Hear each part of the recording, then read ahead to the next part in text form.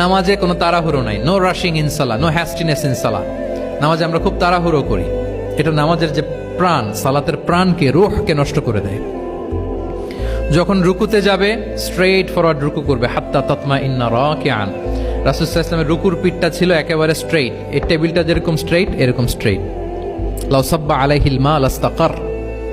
পানি ভর্তি একটা বোতল যদি রাসূল সাল্লাল্লাহু আলাইহি ওয়াসাল্লামের রুকু দেয়া পিঠের উপর রাখতো, পানিটাও পড়তো না, বোতলটাও পড়তো না, স্ট্রেইট।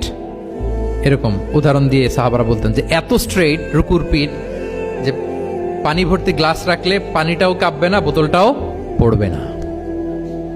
রাসূল সাল্লাল্লাহু আলাইহি ওয়াসাল্লাম বলতেন সবচেয়ে বড় চোর যারা নামাজে চুরি করে। সাহাবারা বললেন এটা আবার কিভাবে? তিনি বললেন লা ইউতিম্মু রুকুআহু ওয়া সুজুদাহ। তারা নামাজের চোর যারা রুকু সেজদা ঠিক মতো করে না। তো বললেন যে রুকু থেকে আবার স্ট্রেট হয়ে দাঁড়াবে, যখন সিজদায় যাবে ইতমিনানের সাথে, উইথ রিল্যাক্সেশন। নামাজের মধ্যে কি থাকবে? রিল্যাক্সেশন থাকবে। কি থাকবে বলেন? হ্যাঁ, রিল্যাক্সেশন থাকবে। যখন বললেন যে এই এক রাকাত যেমনি তোমাকে শিখালাম, সব নামাজ তুমি এইভাবে পড়বা।